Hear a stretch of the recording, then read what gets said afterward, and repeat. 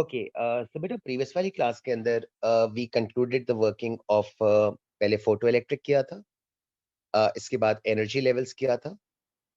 तब आज वाली क्लास के अंदर जो नेक्स्ट वाली वर्किंग करनी है, so this falls under the main heading of nuclear physics. तो मेन हेडिंग आपके पास न्यूक्लियर फिजिक्स की है, and with in this topic of nuclear physics दो सब टॉपिक्स हैं। सो आज फर्स्ट वाले के साथ स्टार्ट करेंगे। तो the first one is concept of binding energy. ये 1 to 2 क्लासेस का है, सो ज़्यादा देर नहीं लगेगी। तो पहले बाइंडिंग एनर्जी का कॉन्सेप्ट कर लेंगे, within a couple of classes हो जाएगा, और फिर इसके बाद we'll move on to radioactivity. ठीक है, तो आज बाइंडिंग एनर्जी के साथ स्टार्ट कर लेते हैं। Once we are done with that, फिर रेडियो एक्टिविटी पे मूव कर जाएंगे। ओके, सो पहले वर्डिंग्स देख लो, और फिर जब कैलकुलेशंस आनी होंगी तो उसको डिस्कस कर लेंगे। स्टेटमेंट्स पहले पढ़ लेना। So, under the heading of concept of binding energy, so how do we define this term? So, binding energy is defined as the amount of energy released when individual particles, example, proton and neutron, combine to form a nucleus. Okay, so whenever individual particles combine to become a nucleus, a certain amount of energy gets released during this process, and we refer to that energy by the term binding energy. So now the second point, why is energy released? So it is believed that whenever individual particles combine to form a nucleus, comma, there is always a slight loss in mass. This loss in mass is known as mass defect. It is denoted by the symbol delta M. And this difference in mass slash loss in mass is believed to be converted into energy, which is known as binding energy. See, so whenever individual particles combine to form a nucleus, it is believed that during this process, there is going to be a slight loss in mass. This difference in mass or loss in mass is termed as mass defect. It is denoted by the symbol of delta M. And this difference in mass is believed to be converted into energy, which is termed as binding energy. अब जरा calculate करके देखते हैं कि हम binding energy released को कैसे figure out कर सकते हैं। तो एग्जाम्स के अंदर व्हाट दे डू इज वो आपको क्वेश्चन में कुछ रेलेवेंट इंफॉर्मेशन देंगे, जिस तरह से मैंने यहाँ पे लिखी हुई है, and then we can use that information to help us calculate the binding energy. So let's see what kind of information do they provide us. So in example one, it says calculate the binding energy released when a helium nucleus is formed. अब extra information that is available, ये सारी information question में given होती है. So they provide you with the mass of proton.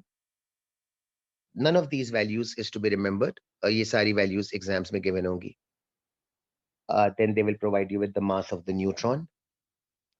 अच्छा, both of these values will be given to you generally not in kilograms, but the values are going to be given to you in atomic mass unit, U की form में, where 1U is equal to so and so kilograms. तो proton का mass given है, neutron का mass given है, और साथ साथ में when these particles will combine to form a helium nucleus, तो उसका भी मास आपको गिवन है. See, so with the values available, how can we calculate the binding energy released when a helium nucleus is formed? Steps देख लेना. So पहला काम ये कर लीजिएगा. Start by finding the mass of the individual particles that make up a nucleus. So we know a nucleus of a helium comprises of two protons and two neutrons. So the individual particles that make up a helium nucleus is 2 times the mass of a proton plus 2 times the mass of a neutron. Add up करेंगे ना तो आपका total mass का answer आ जाएगा जो मैंने highlight कर दिया है. तो ये पहला काम कर लेते हैं. अच्छा, फिर second step, mass of the helium nucleus is given to you. आप टॉप से चेक कर लीजिएगा. सो ये वैल्यू आपके पास अवेलेबल है इन द क्वेश्चन. तो मैंने जो दोनों येलो से हाईलाइट किया है ना, the first value 4.0319 U, 4.0319 U, the first value. That is the mass of the individual protons and neutrons that make up the nucleus. So basically 2 protons and 2 neutrons. Then the second value which I've highlighted is the mass of the helium nucleus. So अगले step में आप difference in मास निकाल लेना. सो आपके पास mass defect आ जाएगा, उसको मैंने highlight कर दिया है. And then the final statement, binding energy released because of this mass defect can be calculated using the equation E is equal to delta m c square, where E refers to the binding energy released, delta m refers to mass defect, and C refers to the speed of light. So मैंने values को plug in कर दिया है, आप check कर लीजिएगा. So E is equal to delta m c square के अंदर मैंने न्यूमेरिकल नंबर्स लगा दिए. मैंने U को कन्वर्ट कर दिया है किलोग्राम्स के अंदर. स्पीड ऑफ लाइट को भी रिप्लेस कर दिया है. कैलकुलेशंस फॉलो करोगे तो आपके पास वर्कआउट करके जूल्स के अंदर फाइनल आंसर आ जाएगा. सो द लास्ट रिजल्ट जिसके साथ मैंने आंसर लिखा है ना, is basically giving you the answer for the binding energy released when a helium nucleus is formed. आप जरा स्टेप्स को फॉलो कर लीजिएगा, नंबर्स वगैरह टॉप से सारे के सारे देख लीजिएगा. अब मैंने जो आगे का स्टेटमेंट लिखा है after this calculation, so in the next line we have suggested, थोड़ा सा स्क्रॉल अप कर रहा हूं. In this topic, to keep the values more presentable, we prefer to write down the binding energy in units of mega electron volt, MeV, where 1 mega electron volt is equal to so and so joules. So in this topic, just to keep the values more presentable, we prefer to write down the values of energy in units of mega electron volt as opposed to joules. I've given you the conversion. Hence, the above answer can be written as follows. ये जो final answer आ रहा है, ये मेरे लिए relevant है. In units of mega electron volt, 27.4 MeV. So this is the amount of binding energy released when individual particles combine to form a helium nucleus. बस मैंने लास्ट वाले आंसर को हाईलाइटेड रखा है. Now imagine just like this case, अगर मैं एक similar example आपसे पूछूं, ये आंसर थोड़ी देर के लिए याद रखिएगा क्योंकि ये आगे मुझे चाहिए होगा. अब सेकंड एग्जांपल देखो. सो calculate the binding energy released when a sodium nucleus is formed. So let's repeat this working for sodium. So details देख लो. Mass of proton is again given. Mass of neutron is also given. And the mass of sodium nucleus is also given. So calculations देख लेना. So the total mass of individual particles, that is 11 protons and 12 neutrons. तो total mass का amount आपके पास इतना बन जाएगा 23.1841 U. अब mass defect निकाल लेते हैं, तो सब्ट्रैक्शन कर लीजिएगा, तो आपके पास मास डिफेक्ट की वैल्यू आ जाएगी सो डेल्टा एम आ रहा है 0.19432 यू। और फिर एनर्जी का फॉर्मूला अप्लाई कर लेते हैं। सो पहले मैंने जूल्स में रिजल्ट लिखा है, डायरेक्ट आंसर लिख दिया है, पूरी कैलकुलेशन शो नहीं करी, और फिर इसके बाद एमईवी के अंदर आंसर लिख दिया है। नेक्स्ट 5 मिनट्स के लिए दोनों के जो फाइनल आंसर्स आ रहे थे ना, और हीलियम एंड सोडियम, वो जरा याद रख लीजिएगा। सो मैंने दोनों आंसर्स को हाईलाइट किया हुआ है। So for helium it was 27.4 and for sodium it is coming out to be 181.4. So I'll need these answers in a bit. अब आगे प्रोसीड करता हूँ।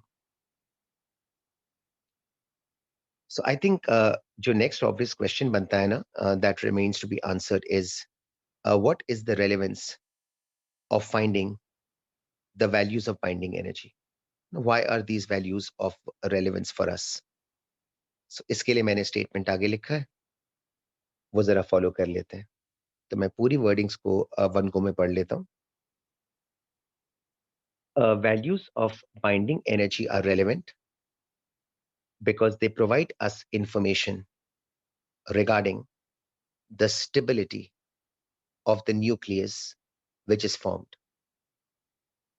That is, it is generally believed that the greater the binding energy released, comma, the leftover energy content of the nucleus which is formed will be lesser.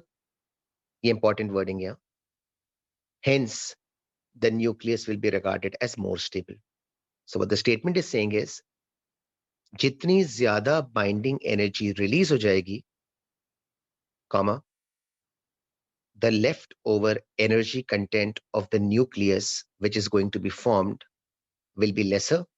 ठीक है, तो ज्यादा binding energy का release होना implicate करता है कि जो न्यूक्लियस बनेगा उसके लेफ्ट ओवर एनर्जी कंटेंट्स उतने ही लेसर होंगे, कम होंगे।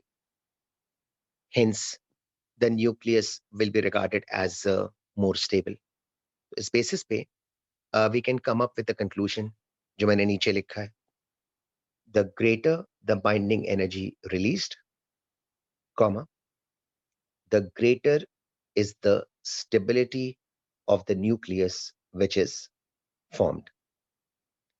So, on the basis of this statement, that the greater the binding energy released, the greater is going to be the stability of the nucleus which is formed. Based on this, if I ask you, compare the stability of helium, helium का answer आया था 27.4 versus sodium nucleus, उसका answer आया था 181.4 I guess. मैंने 0.3 लिख दिया है, चेंज करके 4 कर दिया। सो यार कोई जजमेंट दे सकते हो बेस्ड ऑन द वैल्यूज कि विच out of these two nuclei is going to be considered as more stable and why based on the statement given to you? जरा क्विकली सजेशन लिखते जाओ, फिर मैं आंसर की वर्डिंग शो करता हूँ।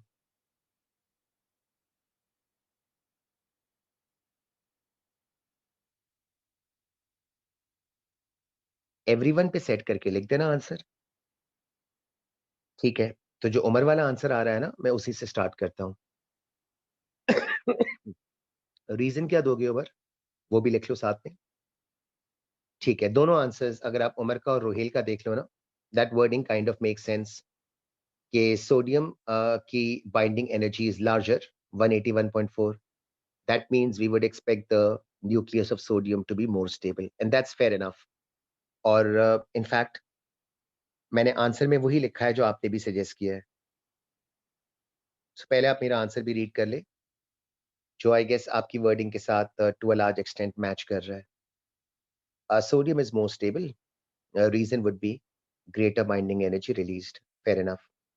अच्छा, अब यहाँ पर मुझे एक चीज जो ऑल्दो आपका आंसर बिल्कुल सही है, बट जो आई थिंक एक चीज मेंशन करना सेंसिबल होगा, फिर मैं आपके आंसर को थोड़ा सा अप्रोप्रिएट कर दूंगा।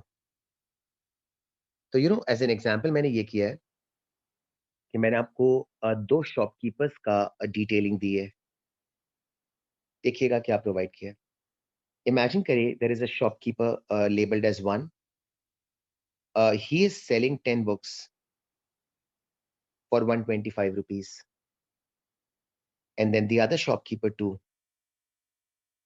is selling 7 books, but for only 100 rupees. If I ask you, which one gives a better value for money?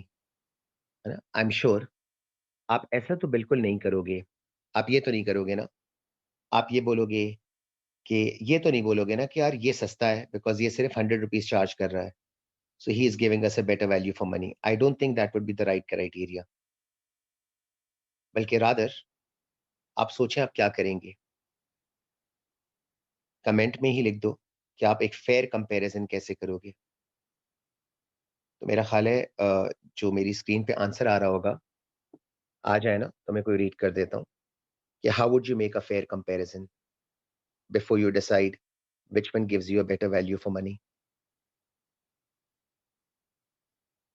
Okay, so fair comparison कैसे कर रहे हो? आई थिंक जो उमर ने लिखा है ना, उसने 125 डिवाइडेड बाय 10 कर दिया है वर्सेस 100 डिवाइडेड बाय 7 कर दिया है।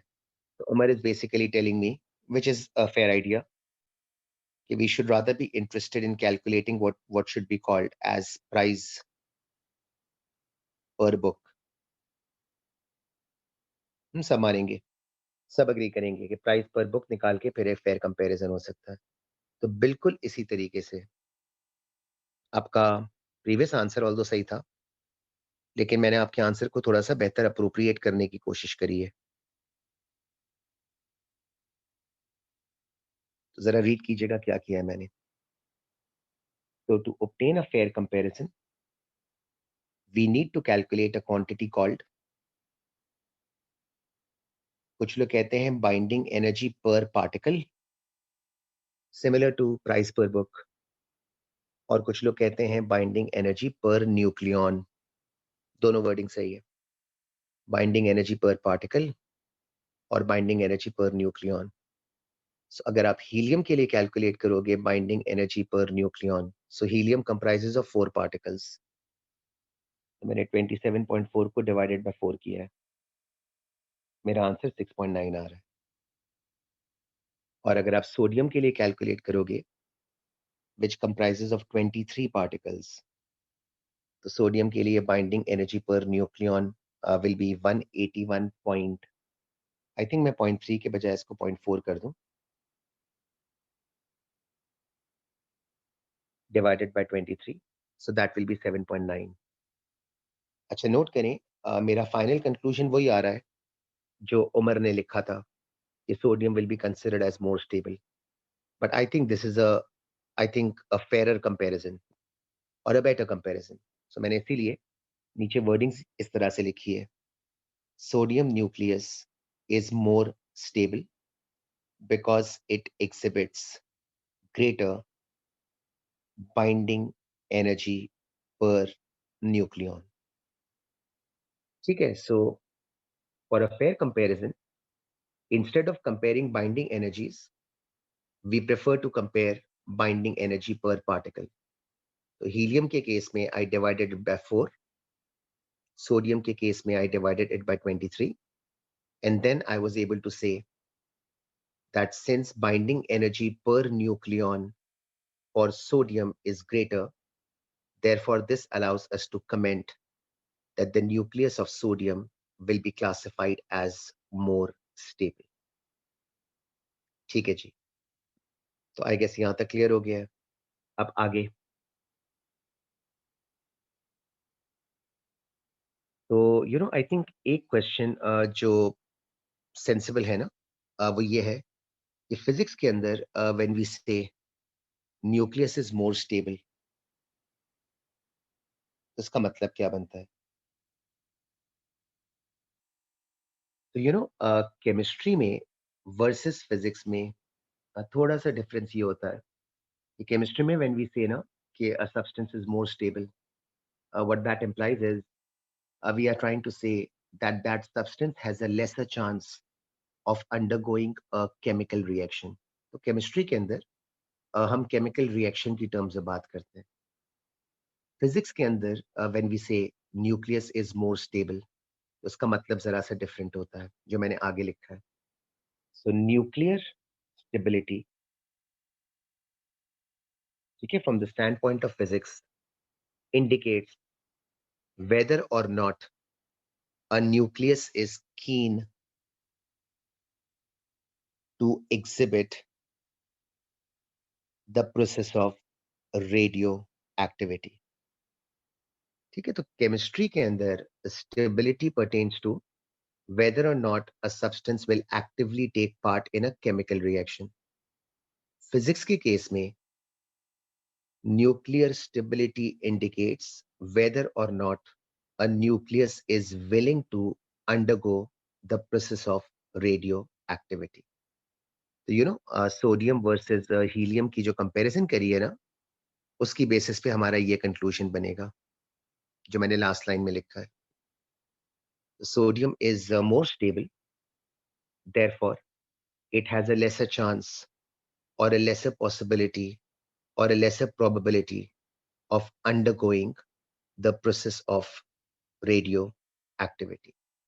ठीक है, so in a nutshell you can remember this working as follows, कि the greater the binding energy released, rather I should say the greater the binding energy per nucleon, the greater is going to be the stability of the nucleus which is formed, and secondly, a higher stability for the nucleus indicates that the nucleus will show a lesser chance of undergoing the process of radioactivity। ठीक है, जरा कुछ लोग मुझे पहले यहां तक okay कर देना, ताकि फिर मैं स्लाइड को चेंज करके नेक्स्ट वाले पेज पर आ जाऊं। जरा क्विकली अंडरस्टूड या ओके कर दो।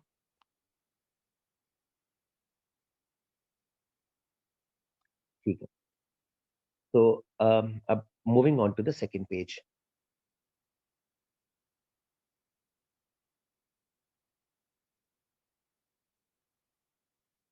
ऑल राइट, सो स्लाइड 2 है, लेबलिंग बाद में कर दूंगा।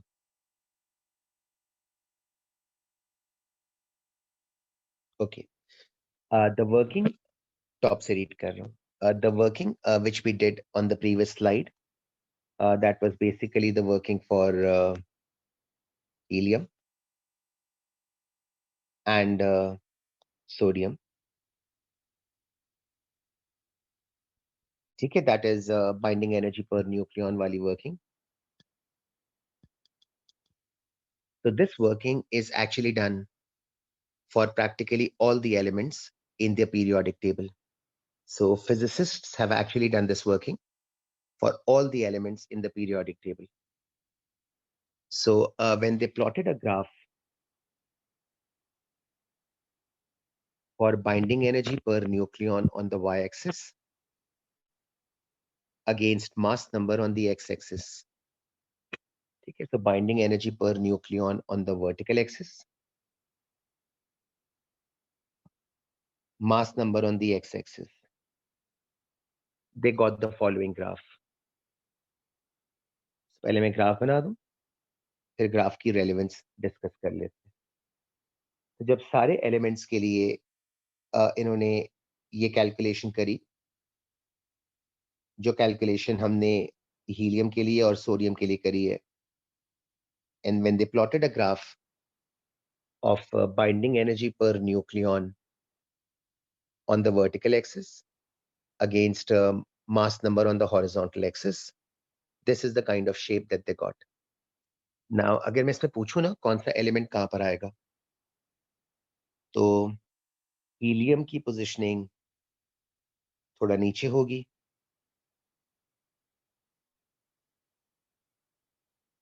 सोडियम की वर्किंग ने हमें शो किया था थोड़ा सा हायर अप होगा।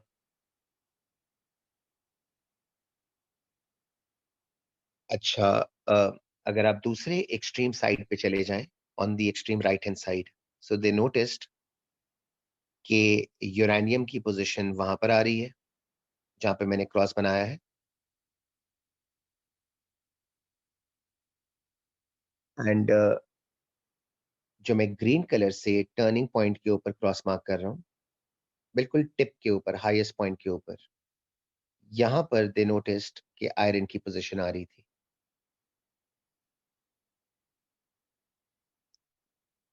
अगर मैं रिलेटिव टर्म्स में आपसे पूछूं ना कि ये ग्राफ आपको क्या इंडिकेट कर रहा है, सो आई गेस इस ग्राफ से ये पता चल रहा है कि out of all the elements in the periodic table, out of all the elements in the periodic table, iron exhibits the greatest binding energy per nucleon.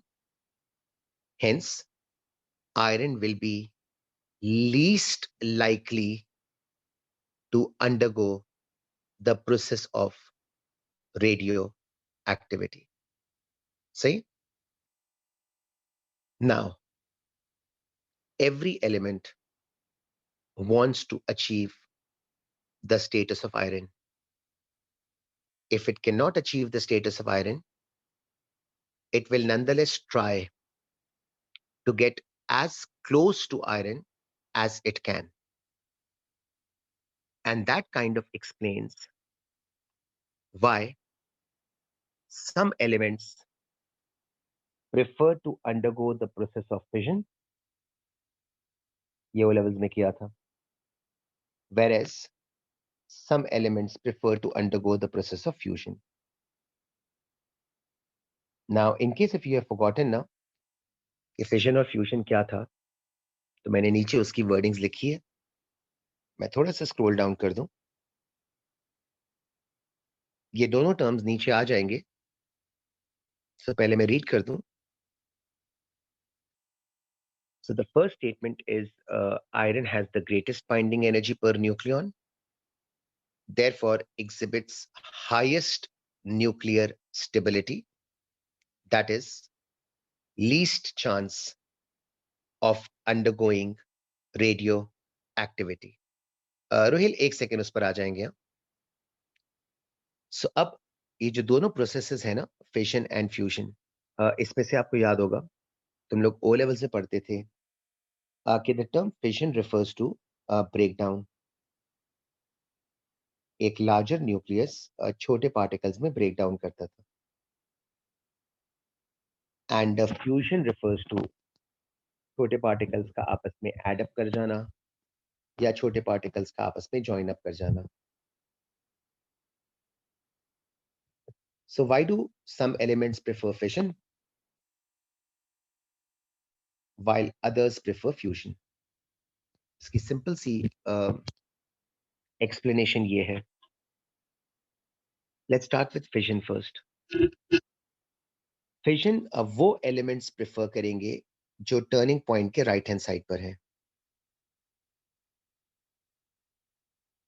So all the elements on the right hand side of the turning point will prefer the process of fission. Now, in case if you're wondering why, fission में उनको ये benefit नजर आ रहा होता है कि if I take uranium for example, जब ये ब्रेक डाउन करेगा ना, और जब ये ब्रेक डाउन करके छोटे पार्टिकल्स बनाएगा, तो उन छोटे पार्टिकल्स की पोजिशनिंग लेसर मास नंबर होने की वजह से लेफ्ट की तरफ शिफ्ट करके आयरन के करीब हो जाएगी. तो हर बड़ा particle, example being uranium, fission को प्रेफर करता है क्योंकि बेनिफिट उसको ये नजर आ रहा होता है कि वो बड़ा पार्टिकल जब छोटे फ्रैगमेंट्स में ब्रेक डाउन करेगा, तो छोटे फ्रैगमेंट्स का मास नंबर लेस होने की वजह से वो स्मॉलर फ्रैगमेंट्स आयरन के ज्यादा क्लोज हो जाएंगे. So basically uranium is willing to sacrifice itself by undergoing fission because fission will allow smaller products to be formed. The smaller products will have a higher binding energy per nucleon, and hence the products are likely going to be more stable as compared to uranium itself. तो जितने बड़े particles होते हैं turning point के right hand side पे, वो सब के सब फिशन प्रेफर करते हैं ताकि वो छोटे फ्रैगमेंट्स में ब्रेक हो जाए. और जब वो छोटे फ्रैगमेंट्स पे ब्रेक करेंगे तो वो जो स्मॉलर वाले फ्रैगमेंट्स हैं, उनकी बाइंडिंग एनर्जी हायर होगी. Consequently, the smaller fragments that are going to be formed can be classified as more stable. तो ये तो फिजन की अंडरस्टैंडिंग हो गई. फिर जाहिर है अगर आप सोच रहे हैं कि फ्यूजन क्यों होगा या फ्यूजन कौन करेगा, तो फ्यूजन वो करेंगे जो टर्निंग पॉइंट के लेफ्ट हैंड साइड पर है.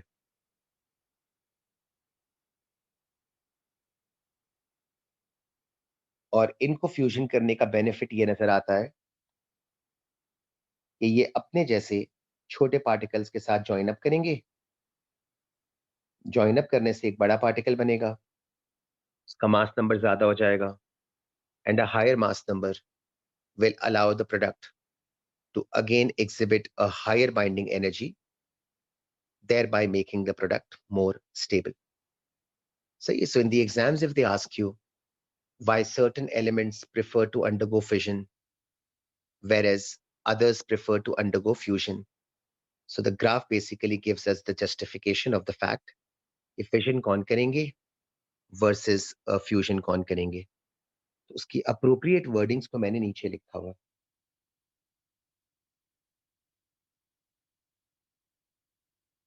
तो wording जरा देख लें. So heavy isotopes. Example could be uranium.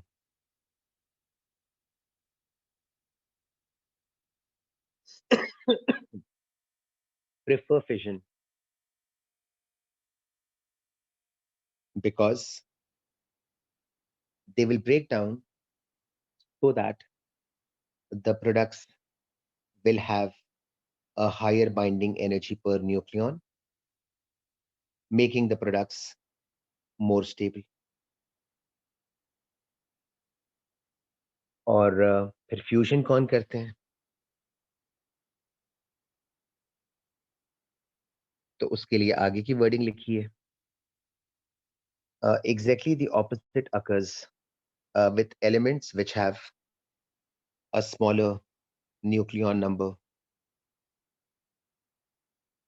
That is, they prefer to undergo fusion because it allows the products to exhibit a higher binding energy per nucleon, thereby making the products more stable. ठीक है, तो जो बड़े nucleus हैं उनको split करने में benefit नजर आएगा, क्योंकि स्प्लिट करके वो आयरन वाले स्टेटस के करीब जा सकते हैं. और जो छोटे साइज के पार्टिकल्स हैं, स्मॉलर आइसोटोप्स हैं, उनको फ्यूजन करने में बेनिफिट नजर आता है, ताकि वो अपने जैसे छोटे पार्टिकल्स के साथ कंबाइन करके वंस अगेन आयरन वाले स्टेटस को अप्रोच कर सके. सही है. और जो एक क्वेश्चन रोहेल ने पूछा है, what about elements which are already close to iron. So जो कोई भी एलिमेंट आयरन के बिल्कुल वेयर अबाउट्स में होगा ना, यानी कि यहाँ पर होगा, जिसको मैं सर्कल कर रहा हूँ ब्लू कलर से. तो ये जितने भी एलिमेंट्स होते हैं ना, जो बिल्कुल आयरन के वेयर अबाउट्स में है, इनके लिए फिजन करवाना या फ्यूजन करवाना बहुत ज्यादा मुश्किल होता है. See, so all elements which are very very close to iron, they will neither prefer fission nor fusion. So they will stay as they are, so as to say. ठीक है, क्योंकि उनको बेनिफिट नजर नहीं आ रहा होता ना फिजन का ना फ्यूजन का. तो जो एक्सट्रीम राइट हैंड साइड पर है, यानी कि यूरेनियम, वो आराम से फिजन कर लेगा. और जो एक्सट्रीम लेफ्ट हैंड साइड पर है, समथिंग लाइक हाइड्रोजन और हीलियम, वो आराम से फ्यूजन कर लेगा. जो क्लोज टू आयरन है, उनको बेनिफिट कोई भी नहीं नजर आता. So they don't particularly participate into either fission nor fusion. ठीक है यार, ये आपकी स्लाइड 2 का काम हो गया. अब कैलकुलेशन का काम शुरू हो रहा है कि हम डिफरेंट सिनेरियोज में बाइंडिंग एनर्जी को कैसे कैलकुलेट करते हैं. तो इसमें 4-5 अलग-अलग सिनेरियोज डिस्कस करने हैं. लेट्स सी आज कितने करा सकता हूँ, वो आज करा देता हूँ. जो रह जाएंगे वो नेक्स्ट क्लास में करा के कंक्लूड कर दूंगा. अब मैं स्लाइड 3 पे शिफ्ट कर रहा हूँ, जिसमें अब कैलकुलेशंस करनी है.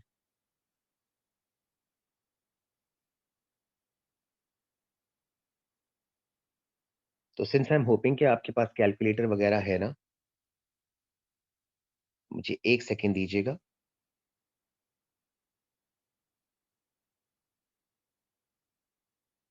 मैं थोड़े से नंबर्स वगैरह इरेज़ कर दूँ।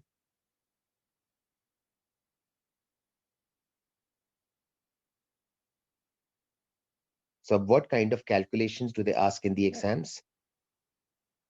उसको फॉलो कर लेते हैं।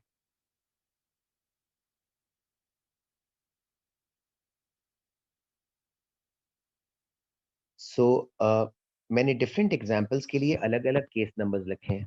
सो मैंने मेन हेडिंग लिखी है how to calculate binding energy released in nuclear reactions. पहले केस 1 करते हैं। 4 केसेस हैं। हर केस पिछले वाले से थोड़ा-सा डिफरेंट है। कि तो पहले फर्स्ट वाला केस देख लो। आपको यूरेनियम गिवन है, it combines with a neutron. Two products are given to you. One is strontium, one is xenon. उसके साथ 4 न्यूट्रॉन्स प्रोड्यूस हो रहे हैं। This is the equation that is provided to you. So the above equation is provided. The binding energy per nucleon is also given as shown. The binding energy per nucleon is given to us. ये सारे numbers आपको provided होंगे uranium के लिए, strontium के लिए, xenon के लिए। Binding energy per nucleon given है. And the question is asking us calculate the energy that is going to be released in this scenario. Basically, आपको न्यूक्लियर इक्वेशन दे देंगे और इक्वेशन के साथ-साथ they will give you information regarding binding energy per nucleon. So वो मैंने आपको सारी information दे दी है. The question will be to calculate how much binding energy is going to be released in this example. कैसे calculate करेंगे ना? इसका बहुत सिंपल सा स्टेप है। आई थिंक एक ही दफा में शायद आपको समझ में भी आ जाएगा। तो बस जरा कैलकुलेटर्स पकड़ लीजिएगा। तो अली आप या रोहेल आप देख लो और कैसे कैलकुलेशन करनी है वो मैं आपको एक्सप्लेन कर देता हूँ। ओके, पहले यूरेनियम से स्टार्ट कर रहा हूँ। सिंपल कैलकुलेशन है। यूरेनियम की बाइंडिंग एनर्जी पर particle per nucleon is given to you as 8.7 and uranium comprises of 236 particles. ठीक है, सो पहला काम ये करना 8.7 which is the binding energy per particle, multiply it by the total number of particles and this will give you the total binding energy of uranium. So पहले इसका answer निकाल लेते हैं। ये पहला स्टेप हो गया 2053। अच्छा, मैं थोड़ा सा राउंडिंग ऑफ करके लिख रहा हूँ, तो रेड वाली वर्किंग बस देख लीजिएगा। ये पहला रिजल्ट हो गया। अच्छा, अगला काम एग्जैक्टली यही चीज प्रोडक्ट्स में स्ट्रॉन्शियम के साथ करते हैं।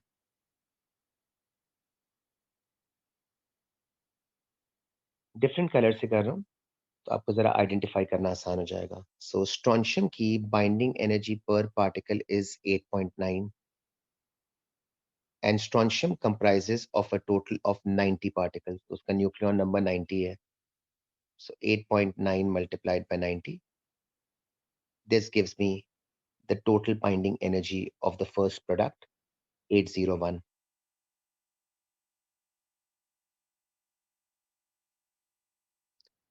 यही काम xenon के साथ रिपीट कर लेते हैं। xenon की बाइंडिंग एनर्जी पर पार्टिकल 9 है, मास नंबर 143 है।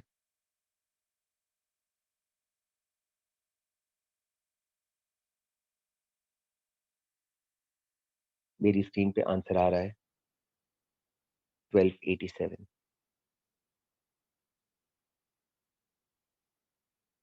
ये पहला स्टेप हो गया। अच्छा, सेकंड स्टेप, प्रोडक्ट्स की बाइंडिंग एनर्जी को ऐड अप कर दीजिएगा ताकि प्रोडक्ट की टोटल बाइंडिंग एनर्जी आ जाए।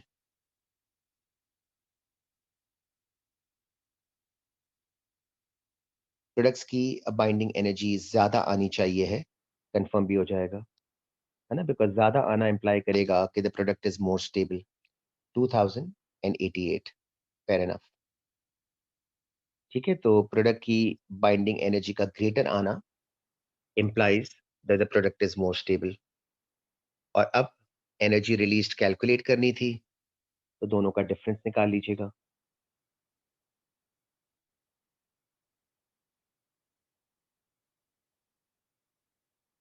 My final answer is coming out to be 35 MeV। अगर जूल्स में मांगे तो कन्वर्ट कर दीजिएगा, कुछ भी ना लिखा हो तो बस इसी फॉर्म में आंसर दे दीजिएगा।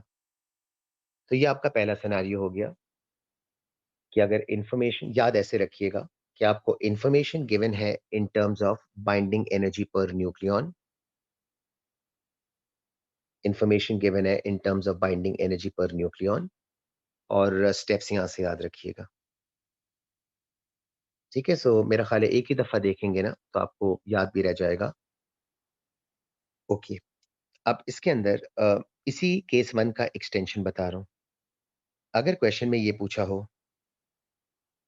कि calculate the energy released if 1 kilogram of uranium undergoes the above reaction, और यहां लिखा है give your final answer in joules.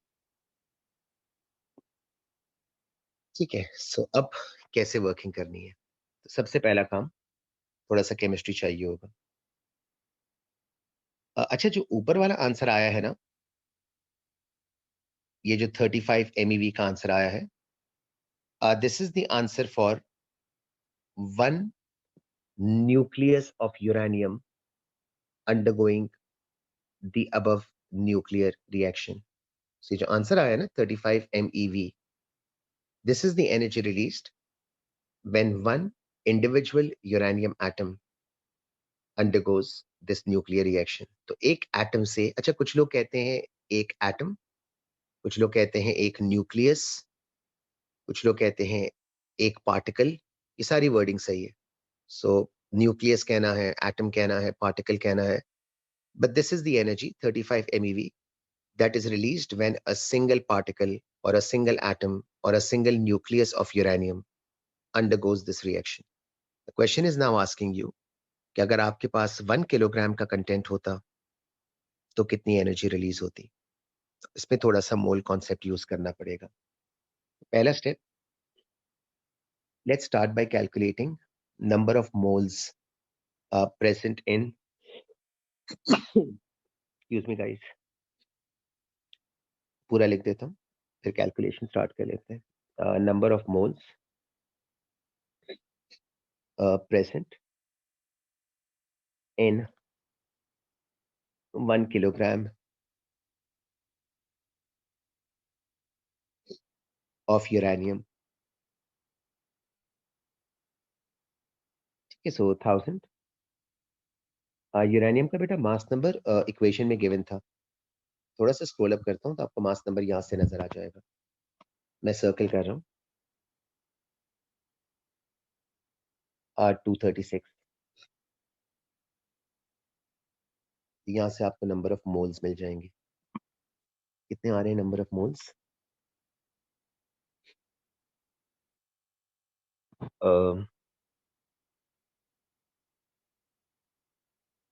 Number of moles पहले बताइएगा। उमर, तुम्हारे क्वेश्चन का आंसर इस वर्किंग में ही आ जाएगा, तो you would know where you have gone wrong. Number of moles आ रहे हैं 4 पॉइंट,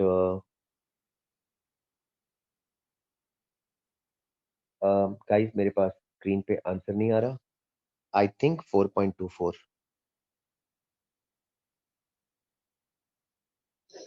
सही है। Second step,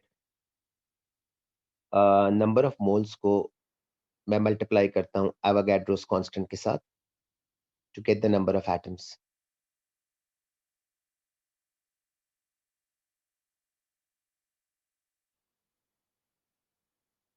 So the answer which I'm about to write, this gives me the number of atoms present in 1 kilogram of uranium। Help me out.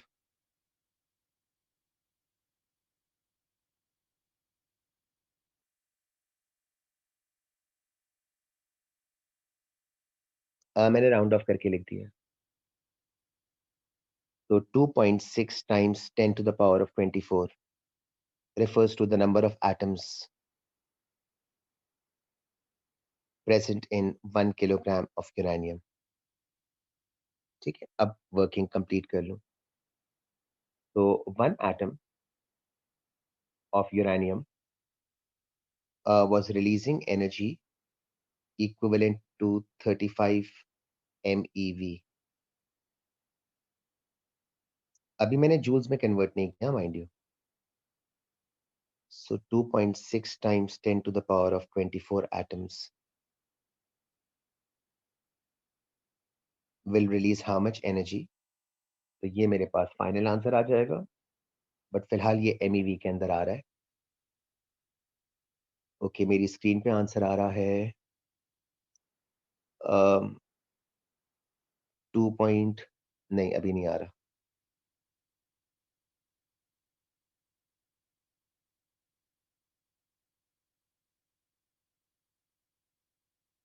आ जाएगा ना, तो लिख लेता हूँ 9.1 times 10 to the power of 25। So this is the final answer, but I need to convert this into joules। So अब conversion कर लेता हूँ।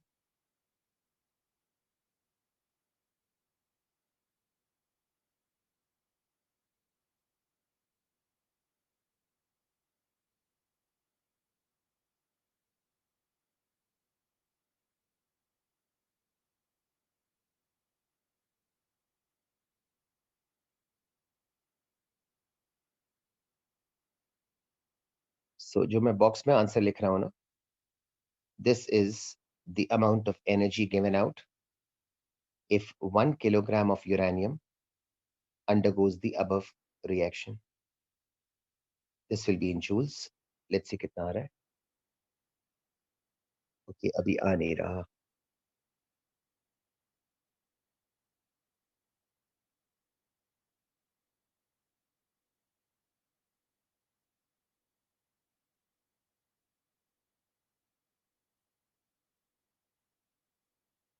हाँ यार, जरा देखना प्लीज कितना आ रहा है। और जरा नंबर्स को क्रॉस चेक भी कर लेना कि अगर कोई गलत हो तो फिर बाद में आप लोग खुद एडजस्ट कर लीजिएगा।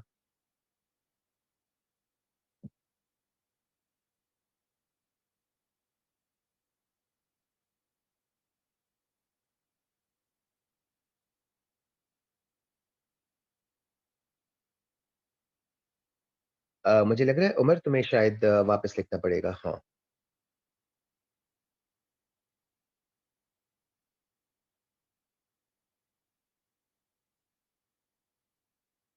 ठीक है। So this is the amount of energy released if 1 kilogram of uranium undergoes the above reaction। अच्छा, so case one still continues. इसमें वैरायटी ऑफ डिफरेंट क्वेश्चंस पूछते हैं। So sometimes they can ask the same question in reverse।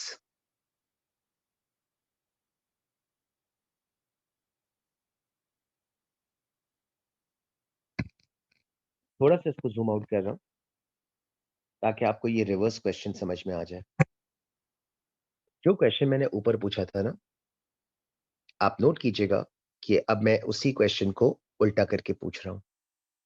मैंने mention भी heading में कर दिया है कि the question can be asked in reverse. अच्छा, so how would the question be asked in reverse, वो देख लेते हैं। So again the nuclear equation is given to you, but फर्क ये है कि पहले आपको ये एनर्जी की वैल्यू फाइंड करनी थी।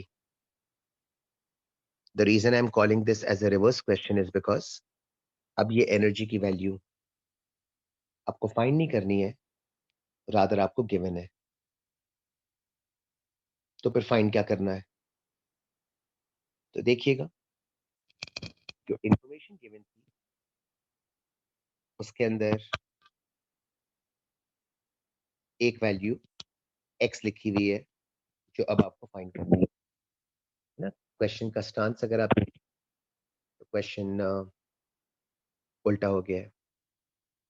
पहले आपने एनर्जी कैलकुलेट करी थी, सो अब आपको एनर्जी गिवन है और जो एक वैल्यू पहले प्रोवाइडेड थी, वो एक वैल्यू अब आपको एक्स बना के दे दी गई है। मैंने यहाँ पे 2 क्वेश्चंस पूछे हैं। तो फर्स्ट पार्ट में मैंने पूछा है, calculate the mass defect delta m in kilograms which occurs during this reaction, given that this much amount of energy is released. So the first part of the question is inquiring from you कि अगर इतनी energy release होगी तो इस energy की वजह से आपका कितना लॉस इन मास हुआ होगा, मास डिफेक्ट निकालना है। तो जो फॉर्मूला मैंने प्रीवियस पेज पे प्रीवियस वाली स्लाइड पे लिखा था ना, उससे स्टार्ट करते हैं। I am referring to this formula, E is equal to delta m c square, where delta m is what we are trying to find out. So energy is 35. मैं convert भी कर देता हूँ, बल्कि नेक्स्ट स्टेप में कर दूंगा convert.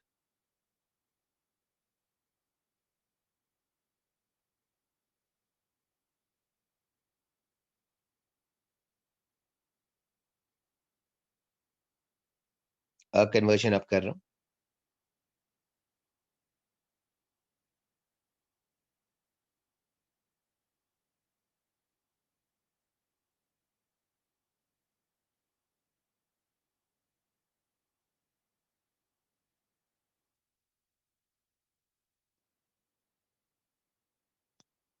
और कर लीजिएगा जरा प्लीज।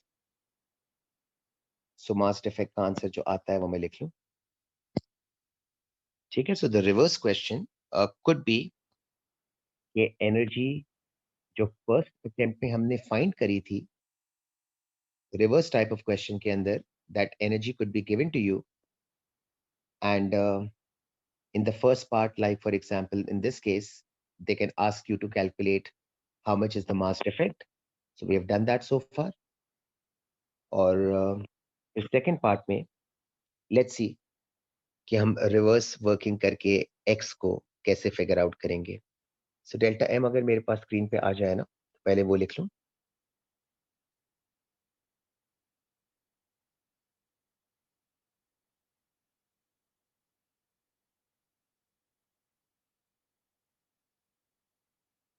ठीक है रोहिल, तुम्हारा स्टेटमेंट सही है।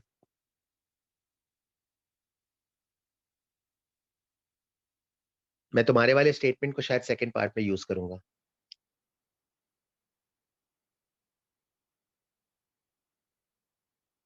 तब तक जरा मुझे डेल्टा एम दे दीजिएगा यार।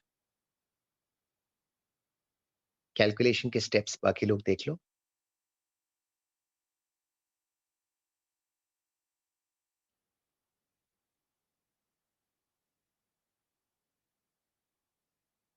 Okay, thank you Umar. 6.2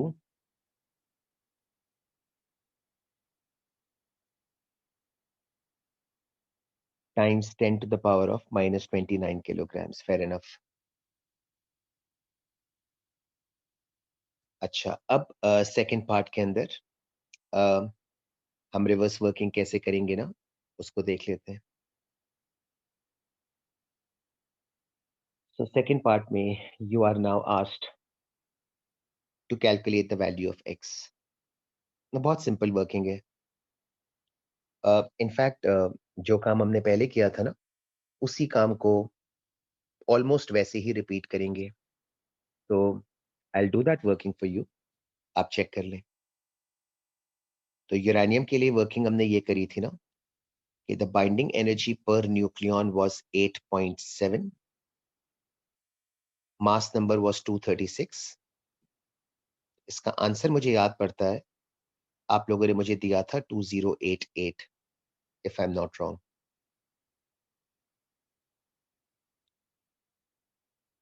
number गलत लिखो ना तो जरा प्लीज कमेंट में मुझे बता देना, तो मैं चेंज कर दूंगा। अच्छा, स्ट्रॉन्शियम के लिए अब हमारी वर्किंग थोड़ी सी लिमिटेड हो जाएगी। तो ये जो ग्रीन वाली वर्किंग कर रहा हूं ना, binding energy per nucleon is X, multiplied by nucleon number is 90. I will just end up with 90x. That's the best we can do right now. और xenon के लिए मसला नहीं है, तो जो ब्लैक वाली वर्किंग है for xenon, binding energy per nucleon is 9, nucleon number is 143. इसका आंसर मैं भूल गया हूं, शायद पता नहीं कितना आ रहा था। मेरे तुक्के लगाने से बेहतर है आप लोग ही बता दो कितना था। 1287। Fair enough. ठीक है, फिर हमने प्रोडक्ट्स की एनर्जी को आई गेस एड अप किया था। बिल्कुल वही काम कर रहा हूं जो पहले किया था।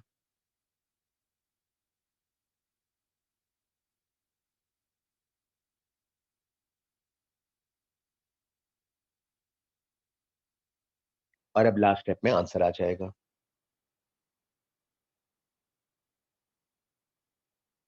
आंसर कैसे लिखता हूं ना वो आप देख लें। So binding energy of the product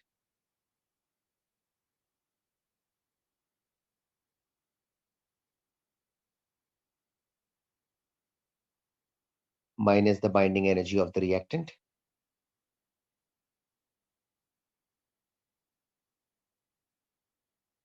should give us the binding energy released, which is 35.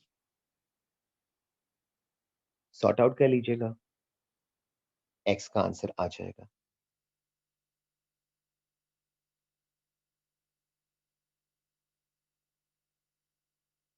ठीक है, तो अगर आप गौर से ये वर्किंग देखें ना, तो शायद आप रिकग्नाइज कर लेंगे कि मैंने हेडिंग में क्यों लिखा था कि the question is asked in a reverse form. Umar ने मुझे एक नंबर में सही किया, it's 2053 instead of 2088। All right, so guys ये 2053 है। I just make that change and I'll make the change accordingly. तो यार वो रेड वाला नंबर मैंने चेंज कर दिया, मैंने शायद गलत लिख दिया था। तो आई थिंक अली तुम्हें आंसर अपना फिर चेंज करना पड़ेगा ना, बिकॉज मुझे लगता है आपने मेरी गलत वाली वैल्यू के साथ कैलकुलेट कर लिया होगा। ठीक है, तो जरा रिकैलकुलेट करके देख लो। मेरा ख्याल है इतना आ जाएगा। सही हो तो जरा कंफर्म कर देना।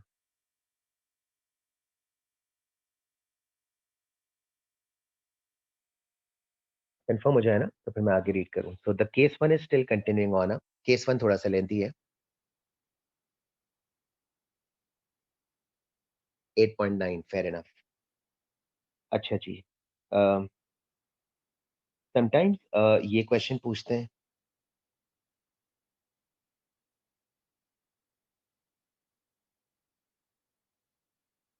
सो केस वन के अंदर ये क्वेश्चन भी काफी दफा आता है। पहले क्वेश्चन रीड कर लो, then I go back to the equation to explain you कि क्या लिखा है। Suggest why neutrons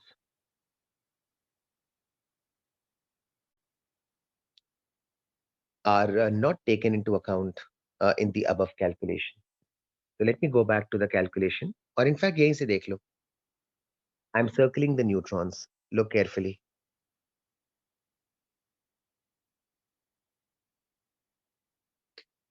Uh, the working does not involve any calculation pertaining to neutron, and hence the question.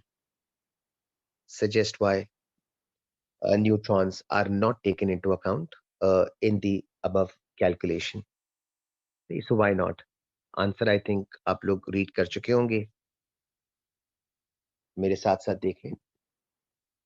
Concept of binding energy involves the idea that individual particles combine to form the nucleus. Since neutron exists as a single particle or a separate entity, therefore it does not possess any binding energy, hence it is not taken into account. Okay, so the wording says the concept of binding energy involves the idea that individual particles will combine to form the nucleus. So the fact that a neutron exists as a separate particle or a single particle or a separate entity, therefore, it does not possess any binding energy, and hence it was not taken into consideration in this working. सही? Okay, अब मैंने इसी का case 1 का एक example नीचे और दिया है ताकि फॉर अ क्विक रेफरेंस आपको समझ में आ जाए before I continue with the second scenario that is case 2. तो बिल्कुल सेम टाइप ऑफ क्वेश्चन है, थोड़ा सा लेकिन मुझे जूम आउट करना पड़ रहा है.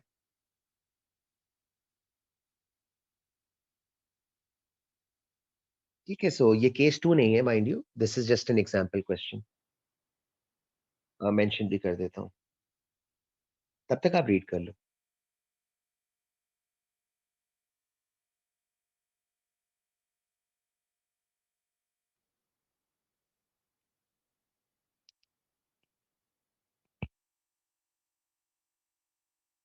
ठीक है, तो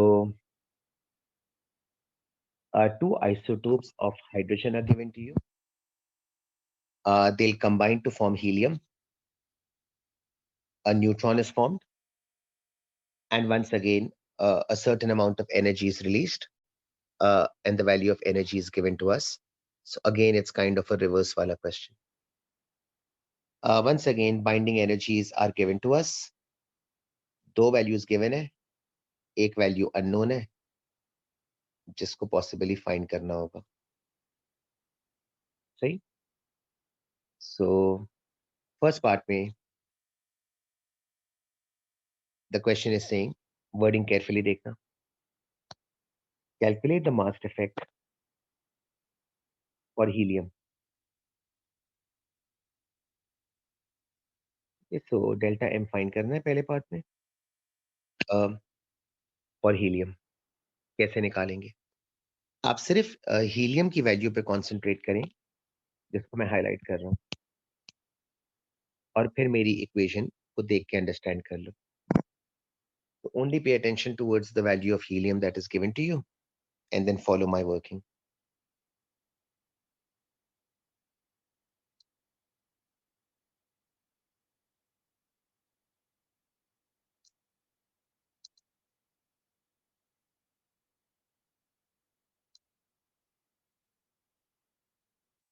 मल्टीप्लाई बाय 4 मेरा ख्याल है आप खुद अंडरस्टैंड कर लोगे, बिकॉज हीलियम का मास नंबर इज 4.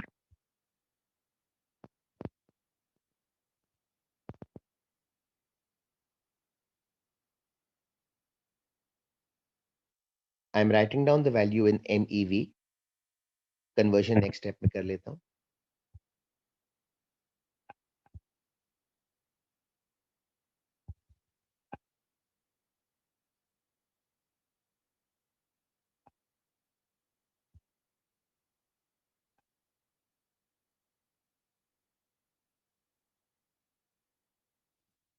तुम लोग जरा स्टार्ट हो जाओ.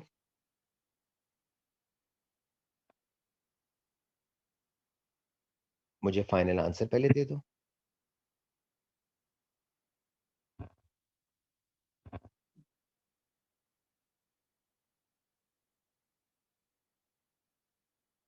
आ जाए तो जरा सजेस्ट कर दीजिएगा. कैलकुलेशन के स्टेप्स मीनवाइल देख लो.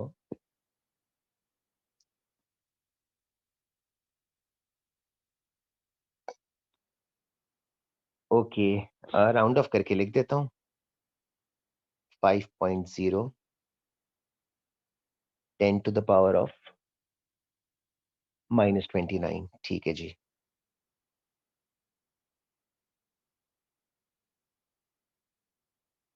अच्छा, सेकंड पार्ट में वही रिवर्स वर्किंग पूछी है. एक्स की वैल्यू फाइंड आउट करनी है.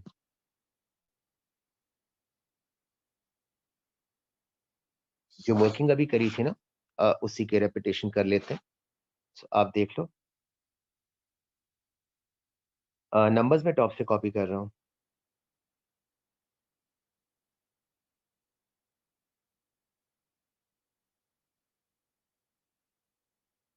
आप लोग रेड वाली, ग्रीन वाली वर्किंग देखते जाइएगा।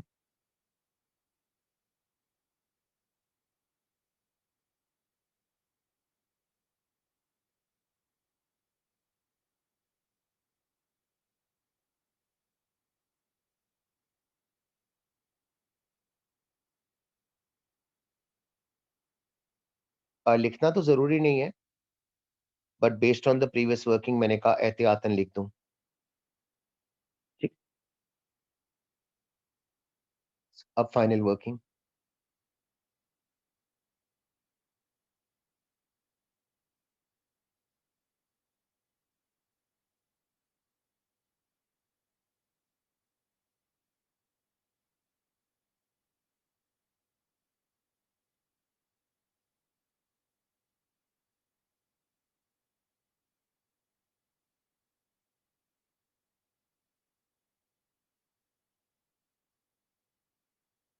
अगर आप स्टेप्स फॉलो कर लेना, पहले मुझे ओके कर दीजिएगा और फिर भले कैलकुलेशन करते जाइएगा। सो आई नो कि you guys are with me till this point.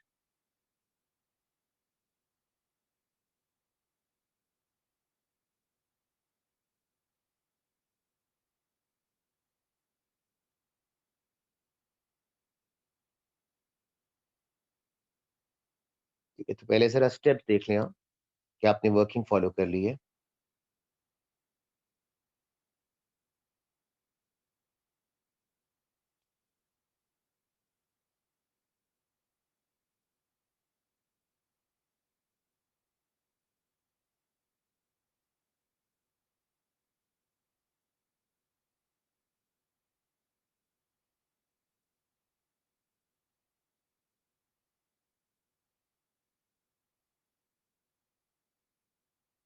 So please एक नज़र सारे नंबर्स देख लो।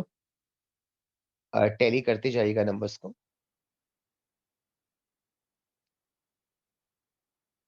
इसके बाद get done with the calculation to help us find out the value of x.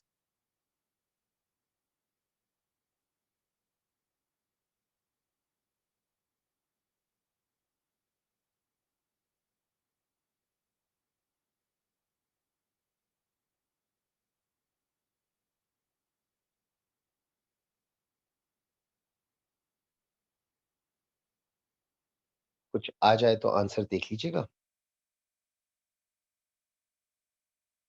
3.9। Alright. ठीक है, तो ये पूरी वर्किंग आपके केस 1 की चल रही है।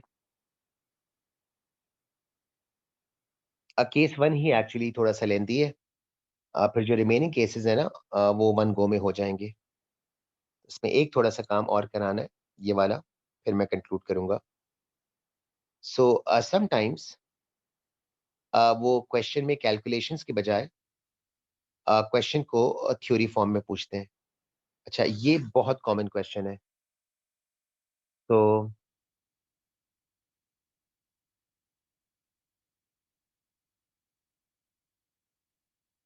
आपके रीसेंट पेपर्स में भी ये काफ़ी फ्रीक्वेंटली रिपीट हुआ है। So if you read the question, it's the same equation. मैंने एग्ज़ैक्टली वही टॉप वाली इक्वेशन को ही यूज़ किया है। But there is only one difference. The question is not asking you to calculate, बल्कि rather the question is asking you to give an explanation. So the question says, explain why a fission reaction is possible to occur. अच्छा, जब भी मांगा है ना ये वाला question, तो वो 3 मार्क्स का पूछ रहे होते हैं।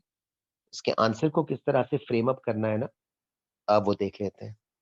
So if they want a theoretical approach, then this is the framework of how the question is going to be presented to you. So they'll give you the equation, and the question will not ask you to calculate anything. Rather, the question is just going to ask you to explain why fission reaction is possible. अब answer को इस तरह से multiple points पे break down कर लीजिएगा। First point,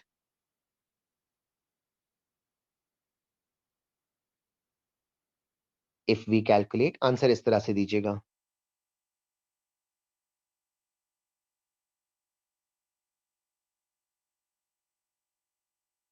if we calculate the following,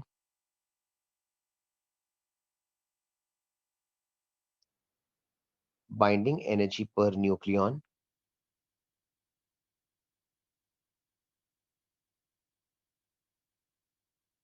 of SR multiplied by 90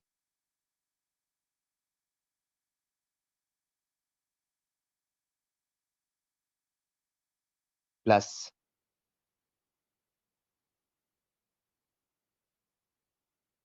binding energy per nucleon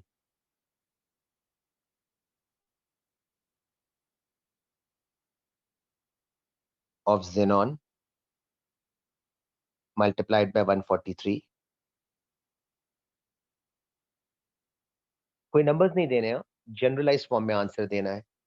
If we calculate the following, binding energy per nucleon of strontium multiplied by 90 plus binding, जो अली असगर ने लिखा है ना, अली उसको everyone पे set कर दो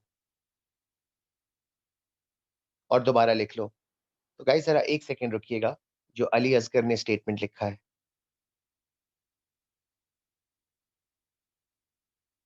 ये अगर एवरीवन पे सेट करके अली असगर ने लिख दिया है, तो आप लोग जरा प्लीज कमेंट्स के अंदर लास्ट वाला कमेंट देख लो. तो जो अली असगर ने स्टेटमेंट लिखा है ना, वो स्टेटमेंट मेरा फाइनल कंक्लूडिंग स्टेटमेंट होगा. ठीक है, 3 मार्क्स के वर्थ के लिए वो स्टेटमेंट नहीं है. तो मैं पहले थ्योरी बिल्डअप कर रहा हूँ. मेरा फाइनल आंसर वो होगा जो अली ने स्टेटमेंट लिखा है. सो अली का statement is basically the final conclusive statement, but उससे पहले ये डिटेल्स देनी पड़ेंगी. If we calculate the following, binding energy per nucleon of strontium times 90 plus binding energy per nucleon of xenon times 143, we will notice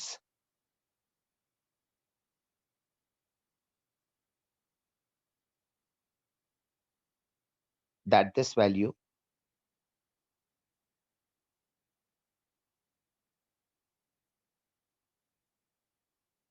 will be greater than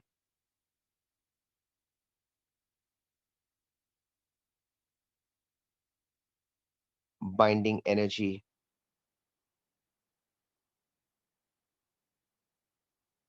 per nucleon of uranium multiplied by 236. Hence,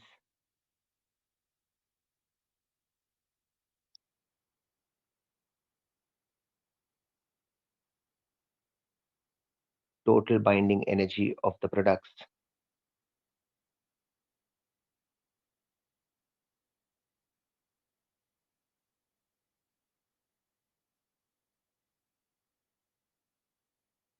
is greater than the total binding energy of the reactant.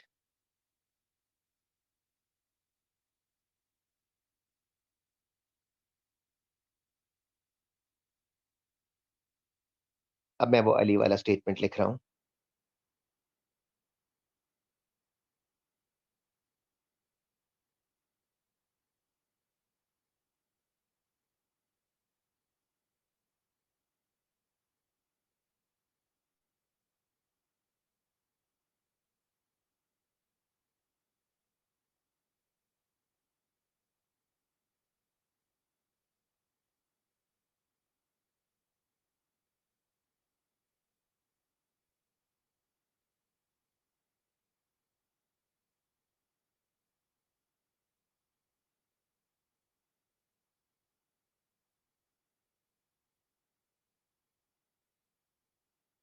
तो आप जरा पूरा statement read कर लें.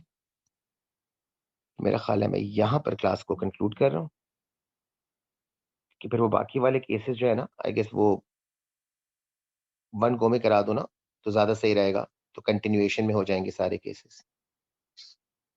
ठीक है. So this is how, doesn't have to be कि आप एग्जैक्टली इतनी ही डिटेल में लिखो जितना मैंने लिखा है, but the answer needs to be along these lines और similar in wordings as shown over here alongside the final conclusion जो मैंने लास्ट वाले स्टेप में लिखा है. ठीक है गाइस, यहाँ पे कंक्लूड कर रहा हूँ. सो केस 1 हो गया, याद रख लीजिएगा. केस 2 ऑनवर्ड्स नेक्स्ट वाली क्लास में करना है.